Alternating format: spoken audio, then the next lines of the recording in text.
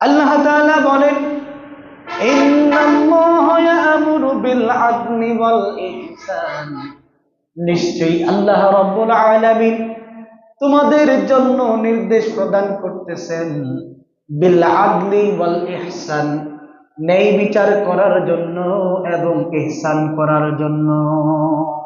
আল্লাহ আমাদেরকে আদেশ করতেছেন। ইয়া'মুরু মানে আদেশ করা। ইন্নাল্লাহা নিশ্চয়ই আল্লাহ ইয়া'মুরু আদেশ করছেন। কি আদেশ করতেছেন? বিল আদলি ওয়াল ইহসান, আদল করার জন্য। আদল মানে ন্যায় বিচার, আর ইহসান মানে হচ্ছে ইহসান করা। ওয়া ইতা, এবং দিয়ে দেওয়ার জন্য। যিল কুরবা, নিকটতম প্রতিবেশী যারা আছে তাদের হকটাকে আদায় করার জন্য তিনি নির্দেশ প্রদান করতেছেন। ওয়া ইয়ানহা আনিল ফাহশাই ওয়াল মুনকার, এবং তোমাদেরকে তিনি অন্যায়, অশ্লীল, খারাপ, অনইসলামিক কাজ থেকে বিরত থাকার জন্য তিনি নির্দেশ প্রদান করতেছেন। ওয়াল বাগয়, এবং আল্লাহর দ্রোহীমূলক কাজ থেকে নিজেদেরকে বিরত রাখার জন্য বলতেছেন। ইয়াইদুকুম লাআল্লাকুম তাযাক্কারুন, এবং তিনি তোমাদেরকে এই জন্য নসিহত পেশ করতেছেন তোমরা যেন তার কাছ থেকে নসিহত নিয়ে সৎ উপদেশ গ্রহণ করে থাকো। সুবহানাল্লাহ বলেন। তাহলে এই আয়াতের মধ্যে আল্লাহ বলতেছেন ইয়া'মুরু, আদেশ করতেছেন, বিল আদলি, ন্যায় বিচারের জন্য, ওয়াল ইহসান, এবং ইহসান করার জন্য। দুইটা গেল। ওয়া ইতা, দিয়ে দেওয়ার জন্য। বিল কুরবা, নিকটতম প্রতিবেশীদের হক, তিনটা গেল। ওয়া ইয়ানহা আনিল ফাহশাই ওয়াল মুনকার ওয়াল বাগয়, অন্যায়, অপকর্ম, আল্লাহ দ্রোহী কাজ থেকে বিরত থাকার জন্য তিনি বলতেছেন। আর তিনি তোমাদেরকে উপদেশ দিচ্ছেন, এই উপদেশ তোমরা যেন গ্রহণ করে থাকো। তো এই আয়াতের মধ্যে আল্লাহ তাআলা আমাদেরকে অনেকগুলো কাজের কথা বলছেন। তো আজকে শুধু একটা কাজ নিয়ে আমরা কথা বলবো ইনশাআল্লাহ। সেটা কি? সেটা হলো ইয়া'মুরু বিল আদলি, তিনি আদল করার জন্য বলছেন, নির্দেশ দিচ্ছেন। আদল শব্দের অর্থ হচ্ছে ন্যায় বিচার। আদল অর্থ কি? ন্যায় বিচার। দেখেন, যেই সমাজের মধ্যে ন্যায় বিচার প্রতিষ্ঠিত থাকে, ওই সমাজটা যদি একজন অমুসলিম ব্যক্তিও পরিচালিত করে, ওই সমাজের মধ্যে সবাই শান্তিতে বসবাস করতে পারে। আর যেই সমাজের মধ্যে ন্যায় বিচার প্রতিষ্ঠিত নাই, ওই সমাজের মধ্যে যদি একেবারে মুসলিম ভালো মানের ব্যক্তিও দেশ পরিচালনা করে, সমাজ পরিচালনা করে, তারপরেও ন্যায় বিচার না থাকার কারণে এখানে কেউ নিরাপদে থাকে না। এই জন্য সকল মানুষ নিরাপদে থাকার জন্য ন্যায় বিচার বাধ্যতামূলক। এখন ন্যায় বিচার কিভাবে করবেন, এই ব্যাপারে আল্লাহর রাসূল সাল্লাল্লাহু আলাইহি ওয়াসাল্লাম চমৎকার বক্তব্য উপস্থাপন করেছেন। তিনি বলেছেন, মান ক্বালা বিহি সাদাকা, যে ব্যক্তি কুরআনুল কারীম দিয়ে কথা বলে ওই ব্যক্তি সত্য কথা বলে। ওয়া মান আমিলা বিহি উজিরা, আর যে ব্যক্তি কুরআন দিয়ে আমল করে আল্লাহ তাআলা তার আমলের প্রতিদান দেন। ওয়া মান হাকামা বিহি আদালা, আর যেই ব্যক্তি কোরআন দিয়ে বিচার কার্য ফয়সালা করে ওই ব্যক্তি ন্যায় বিচার করে। সুবহানাল্লাহ বলেন।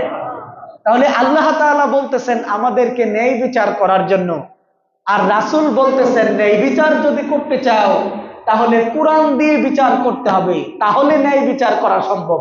নয়তো অন্য কোনো তন্ত্র মন্ত্র দিয়া, অন্য কোনো মানুষের মতাদর্শ দিয়া কোনোদিন প্রকৃত ন্যায় বিচার প্রতিষ্ঠা করা সম্ভব না। এর কারণ হলো মানুষ যে আইন তৈরি করে, মানুষ যে বিধান তৈরি করে, মানুষ যে সামাজিক রীতিনীতি তৈরি করে, এইগুলো নিজেদের স্বার্থে তৈরি করে।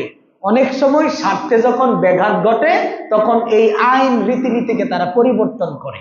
কথা কি বুঝছেন? কিন্তু আল্লাহ তাআলা তার বান্দার জন্য যেই আইন দিয়েছেন এটা তিনি কারো পক্ষপাতিত্ব করে আইন দেন নাই, বরং সকল বান্দার জন্য সমান হারে, আনুপাতিক হারে তিনি আইন প্রণয়ন করেছেন, যেন তার সকল বান্দারাই ন্যায় বিচার পেয়ে থাকে। কথা কি বুঝতে পারছেন? এখন আপনি যদি কোরআন দিয়া বিচার ফয়সালা না করেন তাহলে হবে কি? আল্লাহ তাআলা পবিত্র কোরআনুল কারীমের সূরা মায়েদায় বলেন, ওয়ামান লাম ইয়াহকুম বিমা আনজালাল্লাহু, আর যে ব্যক্তি আল্লাহর নাজিলকৃত বিধান দিয়া বিচার করে না, ওয়ামান, এবং যে ব্যক্তি লাম ইয়াহকুম বিচার করে না, বিমা ওই জিনিস দিয়া আনজালাল্লাহ আল্লাহ যা নাজিল করছেন। তার মানে যে ব্যক্তি কোরআন দিয়া বিচার করে না, উলাইকা হুমুল কাফিরুন, তারা হলো কাফের। তারা কি? কাফের। এই সূরারই আবার পরের আয়াতে আল্লাহ বলছেন উলাইকা হুমুজ জালিমুন, তারা হলো জালেম। এরপরে আরেকটা আয়াতের মধ্যে আল্লাহ বলেছেন উলাইকা হুমুল ফাসিকুন, তারা হলো ফাসিক। মানে যারা কোরআন দিয়া বিচার ফয়সালা করে না তারা হলো জালেম, তারা হলো ফাসিক, তারা হলো কাফের। ফাসিক, জালেম, কাফের জান্নাতে যাইবো আপনাদের মনে হয়? সম্মানিত হাজিরিন, আল্লাহ রাব্বুল আলামিন কুরআনুল কারীম তার বান্দার উপরে নাজিল করেছেন। এই কুরআনুল কারীমের মধ্যে আল্লাহ রাব্বুল আলামিন তার বান্দাদের জন্য যেটা উপযুক্ত, উপযোগী, কল্যাণকর, মঙ্গলজনক ওই সমস্ত বিষয়গুলো তিনি নাজিল করেছেন। কুরআনুল কারীমের মধ্যে 500-র মতো আয়াত আছে, যে আয়াতগুলো দিয়া ফৌজদারি আইন প্রচলিত রয়েছে। তার মানে হলো আপনি যদি কোনো অপরাধ করেন সেই অপরাধের শাস্তি কি দিবে এটা কোরআনুল কারীম প্রমাণ করেছে, বর্ণনা করেছে। সুতরাং কোরআনের আইন বাদ দিয়া অন্য কোনো বিধিবিধান দিয়া, মানব রচিত মতবাদ দিয়া যদি আপনি বিচার ফয়সালা করেন তাহলে আপনি কোনোদিন সমাজে ন্যায় প্রতিষ্ঠা করতে পারবেন না। সমাজের মধ্যে ন্যায় প্রতিষ্ঠা করতে গেলে, আদল প্রতিষ্ঠা করতে গেলে কোরআনের আইনের বিকল্প কোনো ব্যবস্থা নাই। দেখেন আমাদের সমাজের যে নেতারা, আমাদের সমাজের যে সমাজপতিরা, আমাদের সমাজের যে পদ্মাইনারা, তারা যে বিচার করে এরা কি কোরআন দিয়া বিচার করে? কোরআন দিয়া বিচার না করার কারণে গরিব মানুষ সঠিক বিচার থেকে বঞ্চিত হয়। আপনারা কি একমত নাকি দ্বিমত?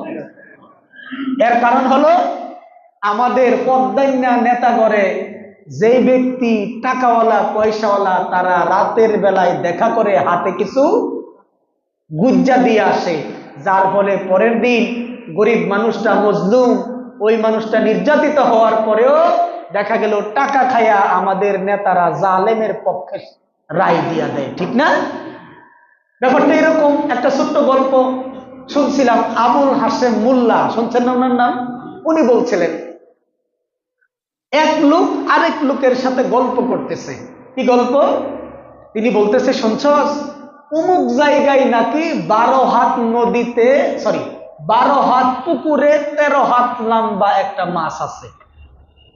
12 হাত পুকুরে 13 হাত লম্বা একটা মাছ আছে। এই কথা শোনার পরে আপনারা বলেন তো গল্পটা কি ঠিক হইল? 12 হাত পুকুরে আবার 13 হাত লম্বা মাছ হয় কেমনে? তখন পাশের জন বলে, গাঞ্জা করি গপ্প আর পাইছস না, 12 হাত পুকুরের মধ্যে আবার 13 হাত মাছ হয় কেমনে? তখন ওই আগের লোক বলতেছে, গাঞ্জা করি গপ্প তো আর আমি করছি না, এটা তোর বাপের টাইমতেই শুনছিলাম। বুঝতে পারছেন?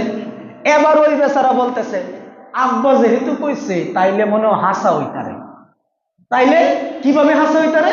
মনে হয় মাছের লেঙ্গুরটার একটু বেহায়া রাখছেন, যার ফলে 12 হাত পুকুরে 13 হাত মাছ থাকতেও পারে, কারণ তার বাপে কইছে। তো বাপের তো আর অসম্মানিত করা যাবে না। কথা বুঝছেন? তো আমাদের দেশের নেতাদের অবস্থা হচ্ছে এইরকম। টেহা খাইছে তো যেভাবেই হোক, যার টেহা খাইছে তার পক্ষে রায় দিতে হবে। কিন্তু আপনি যদি কোরআন দিয়া বিচার ফয়সালা করেন, আপনি যদি কোরআনের আইন দিয়ে বিচার ফয়সালা করেন, মনে রাখবেন সব সময় গরিব মানুষ এ দিয়া উপকৃত হয়। আর বড়লোক মানুষ যারা, জালেম যারা, তারা কোনোদিন কোরআনের আইন দিয়া উপকৃত হয় না। কারণ কোরআন কোনোদিন জালেমের পক্ষে রায় দেয়। এই জন্য জালেম সম্প্রদায় যারা, যারা বড়লোক টাইপের মানুষ, যারা নেতা টাইপের মানুষ, এরা কোরআনের আইন সমাজে বাস্তবায়ন হোক এটা কখনো চায় না। দরিদ্র মানুষ, গরিব মানুষ, সাধারণ মানুষ সলিমুদ্দি কলিমুদ্দি টাইপের মানুষ, তারা সবসময় দেখবেন কোরআনের পক্ষে থাকে, কোরআনের পক্ষে স্লোগান দেয়, কোরআনের পক্ষে ভোট দেয়, কোরআনের পক্ষের লোকদের সাথে সহযোগিতা করে। আর বড় বড় রাঘব বোয়ালরা কখনো কোরআনের পক্ষে আসতে